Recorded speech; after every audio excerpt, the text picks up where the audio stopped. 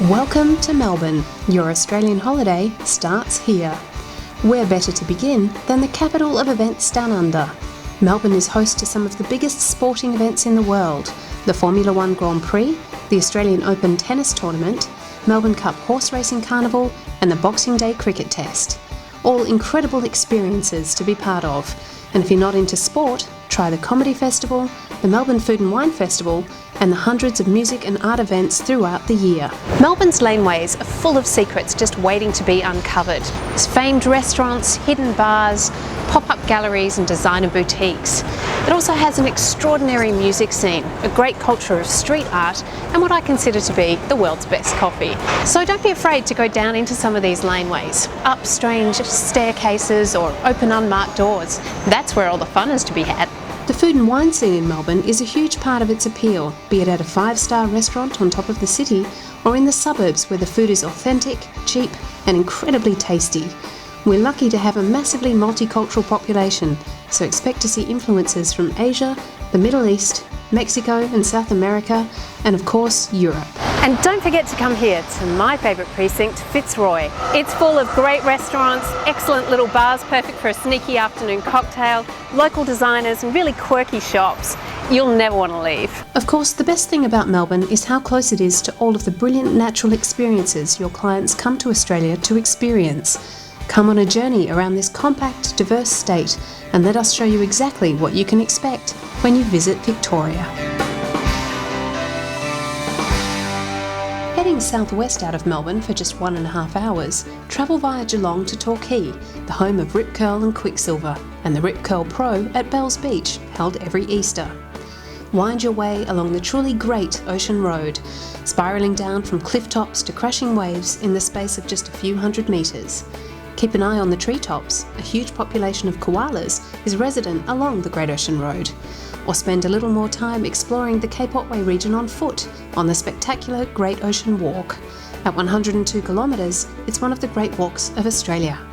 Then continue along the Great Ocean Road and you'll come across these extraordinary rock stacks, the 12 Apostles. Take your time at this iconic location. Take one of the helicopter flights to view the 12 Apostles and the spectacular coast from the air. Or take your shoes off and get those toes in the sand, either at Gippsland Steps or at that wonderful Lockhart Gorge. Keep travelling through this diverse landscape and Australia's amazing wildlife becomes the focus again at Tower Hill, an extinct volcano that's now a haven for koalas, kangaroos, emus, echidnas and a vast array of bird life. For more wildlife, head north to the stunning Grampians with its ancient and evocative Aboriginal history. There's a range of accommodation available, from comfortable cabins to architecturally designed villas looking out to the stunning natural environment. The Grampians National Park have a reputation, particularly amongst those seeking adventure. It's a great spot for those that want to abseil or rock climb or mountain bike ride or simply walk to one of the stunning lookouts. It's also a great place to get some better understanding of the Aboriginal culture and drop into the National Park Centre, either from the spectacular lookouts or down here in the fern gullies. It is indeed a great place to ensure that you come to terms with nature. Heading east back to Melbourne, get off the main roads and explore the beautiful spa country of Daylesford, the perfect place to relax and unwind. Take in a slice of history at Sovereign Hill in Ballarat before hitting the road back to Melbourne, only 1.5 hours away from both these fantastic locations. Heading out of Melbourne to the east, you've only got a 45-minute drive before you hit the rolling hills and stunning vineyards of the Yarra Valley, Melbourne's closest wine region. Visit the Hillsville Sanctuary and experience their extraordinary new encounter with one of Australia's most fascinating animals. Hillsville Sanctuary is now home to the Tales of the Platypus presentation in its new amphitheatre, included in the price of an entry ticket. Or take the opportunity to get really close to these amazing creatures with the world first Wade with the Platypus, an exclusive chance to give one of them a tickle. Back in the valley, you'd be mad to miss the world-class food and wine on offer. 170 wineries and over 80 cellar doors, cafes and restaurants provide fantastic local produce. Many of the wineries are small enough to provide a chance to chat with the actual winemakers over an award-winning Chardonnay or Pinot Noir. But watch out, there's something new developing in the valley. artisan ciders and ales. It seemed like the winemakers of the Yarra Valley decided they needed a new challenge over the last couple of years. Many of them turned to making ale and cider. Visit one of the boutique breweries for a different taste of the Yarra Valley.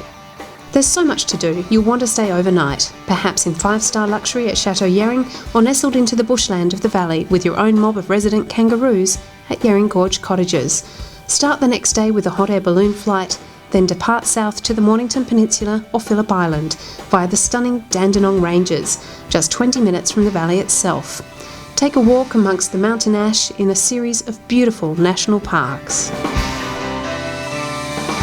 Just 1 hour from the Yarra Valley, or from Melbourne, you'll suddenly come across those beautiful rolling vines again, this time in a perfect coastal setting on the Mornington Peninsula. The peninsula is also renowned for its 18 world-class golf courses set on Melbourne's famous Sandbelt region, and more than 80 beautiful wineries with extraordinary restaurants and cellar doors. There's lovely villages scattered along the length of the peninsula, including Red Hill and Sorrento, and it's also home to Victoria's only geothermal hot springs, the Peninsula Hot Springs. Take a horse ride along the beach or through the wineries, or walk part of the amazing 100-kilometre Mornington Peninsula Coastal Walk, or plan an encounter with some of our iconic wildlife in a unique setting. This is the most amazing experience at Moonlit Sanctuary. You can actually get up really close and cuddle with a koala. At night time, their signature guided lantern-lit tour is absolutely fantastic. You can feed potoroos, bettongs, you can even get up close with squirrel gliders, and you can feed them as well. The Mornington Peninsula is also perfectly situated for any of your touring options in Victoria. If you're heading east on the Sydney-Melbourne Coastal Drive, include the peninsula for a day of wine and indulgence at the start of the journey, or combine it with the Yarra Valley and Phillip Island and create a southeast touring triangle, each location only 90 minutes at most from the other. The turquoise blue waters that surround this peninsula are home to a unique species of dolphins and the incredible leafy sea dragons, so make sure you get wet and take advantage of the opportunity to snorkel or dive with these amazing creatures. Or for another way to get out on the water, Peninsula Sea Road ferries are a great option. These car and passenger ferries link Mornington Peninsula to the Bellarine Peninsula at the start of the Great Ocean Road. So if you're heading off down the Great Southern Touring Route, why not spend a day on the Mornington Peninsula, then take the 40-minute crossing and watch the world go by with a view. There are no insurance issues for rental cars and camper vans on the ferry, so why not take the seaway instead of the freeway? Phillip Island, Melbourne's wildlife island, is just 1 hour from the Mornington Peninsula and only 90 minutes direct from Melbourne. Cross a short bridge from the village of San Remo and you'll find yourself in this nature lover's paradise. The island is home to the world-famous Phillip Island Nature Park's Penguin Parade, where you can watch some of the resident population of 32,000 little penguins waddle ashore every evening at sunset. If you fall in love with the little birds, you can also do your part to assist in their conservation. At Phillip Island Nature Parks, you're also able to participate in a range of conservation activities, such as the volunteering program or the Saving Australian Wildlife program, where you can build animal boxes, like this one, which assists in a range of conservation activities. But the penguins aren't the only attraction on the island. Plan your stay to experience much more, including the Koala Conservation Centre, where 2 boardwalks will take you into the treetops to watch the resident koala population. Take a walk along the stunning Cape Woolamai and watch the pounding surf, or wander through the real wetlands and view some of the more than 200 species of birdlife on the island. Head out with Wildlife Coast Cruises and visit the largest colony of Australian fur seals, with over 30,000 of these gorgeous creatures perched on seal rocks. Or take to the air and get a completely different perspective. A scenic helicopter flight with Phillip Island helicopters is a fantastic way of viewing Phillip Island's rugged coastline, beaches and bushland. Nate, how are you? Not too bad. Very Ready good. for a flight? Yep, let's get up in the air. Roger, roger. Phillip Island Helicopters is located on the left-hand side of the road as you drive onto the island and operates 7 days a week. There's so much to see on Phillip Island that it's a great idea to stay overnight after visiting the Penguin Parade and relax into the island lifestyle. There's a great range of accommodation, from resorts to B&Bs and hostels, and plenty of other attractions, including the very tempting Phillip Island Chocolate Factory. A stop here fits perfectly into extended touring programs with the Southeast Touring Triangle or in conjunction with the beautiful Gippsland region and the Sydney-Melbourne Coastal Drive. Continue east from Phillip Island and you'll enter the pristine and diverse region of Gippsland, stretching from the edge of the Victorian Alps to the southernmost tip of Australia in Wilson's Promontory and east to the border of New South Wales. Gippsland offers a fantastic array of nature-based activities, inspiring and challenging hiking and walking tracks, and authentic wildlife experiences. Gippsland is famous for its national parks, and those national parks such as Crowjingalong and Wilson's Prom have an abundance of wildlife. Emus, kangaroos and of course wombats. Further east, the Gippsland Lakes offer a huge range of outdoor activities.